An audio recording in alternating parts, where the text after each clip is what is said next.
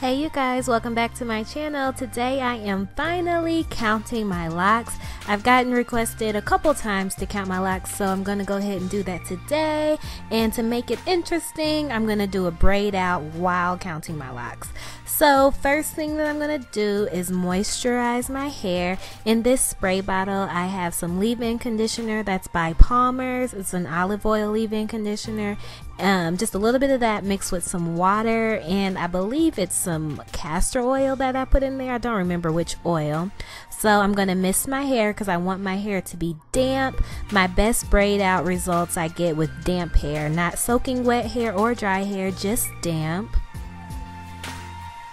So for each braid, what I'm gonna do is put 30 locks in each, but as you see, my locks are all different sizes. So I'm going to start sectioning my hair off. And normally when I do a braid out, it doesn't take me very long at all. Today it's going to take me a little bit more time because I am counting 30 braids for each plait. And I start off going pretty slow and then I get quicker as I go. But since I was moving so slow, I just had to fast forward this video because it would have been forever. So I'm on my first braid. I've counted out my 30. I'm going to moisturize the hair and then braid it down to the end. And I'm going to do this throughout my whole head. If somebody could give me some information on why lock count is so important. I know it has something to do with density and like the fullness that you might be wanting to go for when you get locks installed, as far as how many locks you want. When I installed my locks, it was just really freehand. Like, I didn't really use a mirror. I just used my finger to feel to see if the part was straight and to make sure my locks weren't too big. But if somebody could tell me all about why lock count is important, because I feel like I don't know, but since so many people have asked me to do it, that is why I am counting them for you guys today. For my hair that's shorter, like this middle section here, I pull it while I braid it to get some extra stretch. And for all of my braids, when I get down to the end, I don't braid it all the way down to the end because I don't want like a crinkle zigzag look. I do a 2-strand twist when I get down to just about an inch of length left.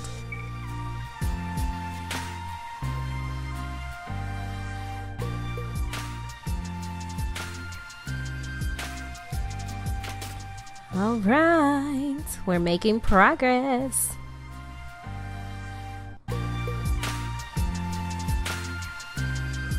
Make sure when you guys are doing like braid outs and styles that you don't pull too hard on your locks that are around your perimeter. If they do feel like they're being tugged hard, just slide them out. The last thing you want is to have your edges on the floor because you wanted a tight braid out.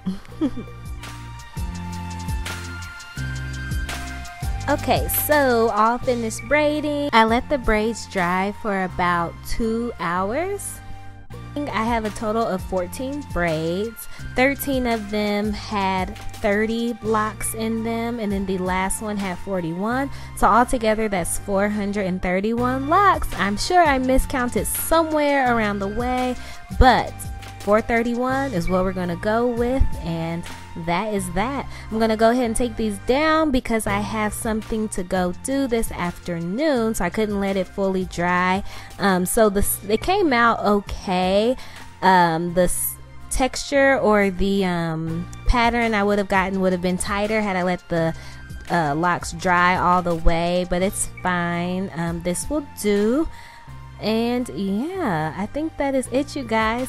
Thank you so much for watching. And yeah, how many locks do you have? Bye, you guys.